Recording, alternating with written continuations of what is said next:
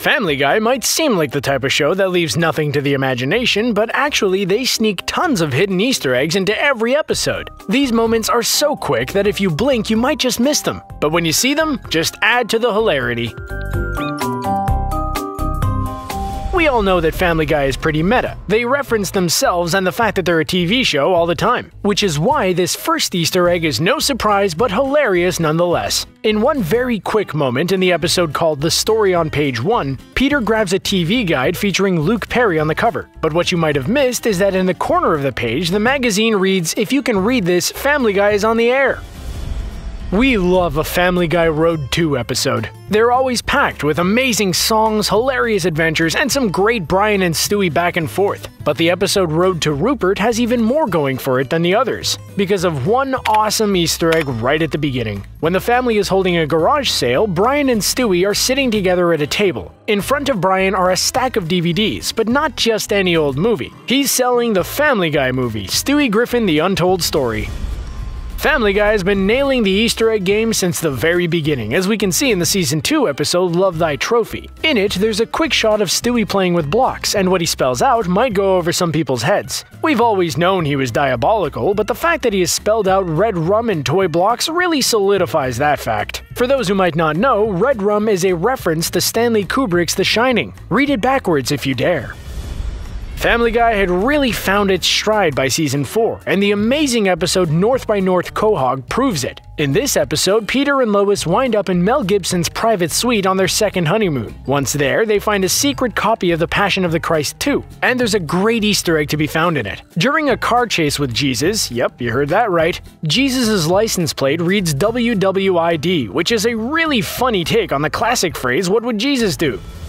Brian has been trying to make it as a writer since the very beginning, with pretty varied levels of success. In the episode Brian Does Hollywood, he winds up in LA directing adult entertainment. When at the Adult Film Awards, an award for Best Musical Score is announced, and the nominees are an awesome inside joke. Both Ron Jones and Walter Murphy are nominated, two composers who create all of the amazing music in Family Guy. The third is John Williams, the legendary Hollywood film composer. An episode that features a Jewish character accidentally getting sent back to Germany in the middle of the Second World War could have gone badly, but luckily Family Guy totally nailed it with the episode Road to Europe. When Mort Goldman winds up in Berlin, he, Stewie, and Brian must impersonate SS officers to get the supplies they need to get back home. Having snuck into a lab, one of the scientists shows Stewie what they've been working on: 100 Luftballons. Well, until one pops and an amazing reference to the 80s classic 99 Red Balloons is born. If you're a film buff, you might have heard of a little something called the Wilhelm Scream. First heard in the western Distant Drums, the Wilhelm Scream is a very particular recording of a man screaming that has long since become something of an inside joke in Hollywood. It has been used in almost 400 movies, including the Seth MacFarlane favorites Star Wars and Indiana Jones, and also, of course, in Family Guy. They've actually used it a handful of times, and definitely as a reference to Star Wars. While most of us would assume that the name Meg is short for Megan, that's probably because we grew up with parents who aren't Peter Griffin. In a surprising twist in a Season 12 episode, a very quick gag reveals that Meg's full name is actually Megatron. Those of you out there who aren't Transformers fans might not realize that this is a reference to that famous franchise. But you know who would know? Seth MacFarlane, without a doubt. As a huge fan of 1980s pop culture, it's no surprise that Seth MacFarlane would take any opportunity to sneak in a reference to the classic, if pretty questionable comedy, Revenge of the Nerds. And that's exactly what he did in this amazing Easter egg from the episode Peter's Progress, when a fortune teller teaches Peter all about his family history. In fact, it's almost a shot-for-shot remake of the iconic talent show scene, and is heaven for any hardcore 80s nostalgia fans out there. Sometimes, like the Revenge of the Nerds sequence, the Easter eggs are out there for us to see, and some, like this one from the episode One If by Clam, Two If by Sea, are so quick and so subtle that only the sharpest viewers can pick them out. In a scene that parodies a sequence from the movie Tron, the 1982 version of course, a sign can be seen in the background written upside down that reads, "If you can read this, your TV is upside down." All of the actors on the show have pretty amazing careers outside of it, so if they can find an opportunity to poke a little fun at their other jobs, the creators never miss a chance to sneak something in. Like in the episode Don't Make Me Over, when Meg gets a makeover and the family forms a pop group. When Meg becomes a sensation, she gets an assistant by the name of Mrs. Swan, who was one of Alex Borstein's most popular characters on the show Mad TV. You might not realize that the famous Family Guy opening titles are actually an Easter egg all on their own. The idea of the family sitcom featuring the bumbling dad, stay-at-home mom, and awkwardly endearing kids is an old TV trope. The opening titles are in fact a reference to the classic TV sitcom that started it all in the Family, where we see Peter and Lois copying exactly what Archie and Edith Bunker do in their musical opening. Remember the guy who used to run around Quahog calling everyone a big fat phony? Of course you do, he used to be a fan-favorite character. Well, while the character didn't have a name to begin with, the writers eventually dubbed him Holden Caulfield, after the main character of J.D. Salinger's Catcher in the Rye. After a while, the Family Guy character became a huge inside joke from the writer's room. Another thing that Family Guy has become fond of is slipping in character cameos from Seth MacFarlane's other shows, especially American Dad. In the episode Meet the Quagmires, everyone's favorite alien, Roger, makes an appearance right at the very end. When he shows up, he says the line, "Francine, did you remember the pecan sandies?" which is actually the very first line that was said in the pilot episode of American Dad. Sometimes the Family Guy writers like to push things a little further and slip in jokes that might not be immediately obvious to everyone. In the episode Brian Goes Back to College, there is a scene featuring a big football game. In a very quick moment, it reveals the scoreboard, on which we see that the teams are Brown versus the Board of Education. This is of course a reference to the landmark Supreme Court ruling that segregated schools were unconstitutional. But because Brian is attending Brown University, they couldn't resist the pun.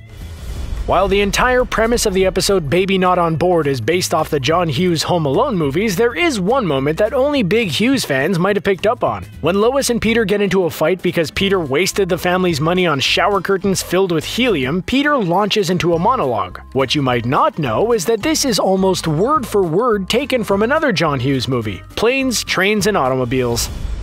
The episode And I'm Joyce Kinney showed a whole other side of Lois, but it also snuck in a detail about an uncanny similarity between the new news anchor in town, Joyce Kinney, and one of Family Guy's long-running writers. When Joyce tells the story of how Lois used to bully her back in high school, Lois realizes who she is and exclaims, "You're Joyce Sheva Pravatdom wrong." That incredible last name that took me about 7 tries to get right was taken from Family Guy writer Cherry Sheva Pravatdom wrong. It seems that the Family Guy team is pretty fond of giving characters familiar names, though in this case we hope that's where the similarities end. We all know that Neil Goldman is the nerdy on-again off-again love interest of Meg, who unfortunately has a handful of health problems and isn't so lucky with the ladies. Well, as it turns out, Neil is actually named for another one of the Family Guy writers. We wonder if Jennifer Love Hewitt is his cousin in real life too, just like on the show. We've said before that the Family Guy writers like to poke fun at the other projects of their cast. Possibly no one more than Robot Chicken. Sure, Family Guy is never shy about making fun of other movies and TV shows, but this one is particularly personal because Seth Green, who voices the character of Chris, is the creator of Robot Chicken. And they rib him for it a lot. The episode Lois Kills Stewie was crazy, and not just because it featured a mother trying to end the life of her maniacal baby, but also because of one Easter egg that was almost too much for TV. At one point, as the family comes up with outrageous rumors about celebrities, Peter suggests that they start one saying that Rob Schneider pays migrant workers from Home Depot to, well, provide him with a strange service. This is actually a callback to an earlier episode where Joe says the same thing during a drinking game. The creators of Family Guy know that putting Mayor Adam West on screen is enough to distract the audience from anything else that might be going on, which is why they used one of his infamously strange speeches to sneak in a super subtle animation joke. In the episode Family Guy Viewer Mail Number 1, when the Griffins gain superpowers, Mayor West announces his plans to defeat them. Right as he runs off stage, if you look carefully, you can totally see a man in the audience putting his hand on a woman's rear end. Back in the day, when if you weren't watching Family Guy on TV, you were popping in a DVD to satisfy all your binging needs, they snuck an Easter egg onto a newspaper headline that was gone in an instant if you didn't move fast enough. In the episode Model Behavior, the Griffins win a boating race and become front-page news. Under the headline Lower Middle Class Family Wins Regatta, another smaller headline contains the real joke. It reads, DVDs paused for headline joke. Millions disappointed. Seth MacFarlane was destined to be successful in the world of cartoons, and after a rocky start has cemented his place in the industry. But in the episode I'm Dying, I'm Lying, they make an amazing reference to one of his earlier not-so-successful projects. In the episode, Peter gains some powers and uses it to demand that the network revive his favorite cancelled buddy cop show, Gumble to Gumble. Turns out, Gumble to Gumble was an idea that MacFarlane had pitched to Fox years earlier to no avail. You might think that Adam West is the one and only Mayor West out there, and on one hand, you're right. But on the other hand, in the episode You May Now Kiss the Guy Who Receives, Mayor West bans gay marriage in Quahog. At one point, he randomly says, "I'm the only Mayor West that's in trouble." Well, it sounds random until you remember that there was an actual Mayor West who was openly against marriage equality as well. Until his career ended in, you guessed it, a gay scandal of his own. The Star Wars Family Guy episodes will go down in history as some of the best cartoon episodes of all time for sure. And this awesome Easter egg from Blue Harvest is sure to solidify that spot. When when Luke walks into the Mos Eisley Cantina, there are a ton of aliens and other random creatures hanging out together, jamming out to that one catchy song. But look closely for cameos from the Evil Monkey, Bender from Futurama, Coach John McGuirk from Home Movies, and Roger from American Dad. We love those blink and you'll miss them moments. What about you? Did we miss any great ones that we have to know about? Had you spotted any of these before, and if so, how many? Let us know down below, and we hope you had fun watching.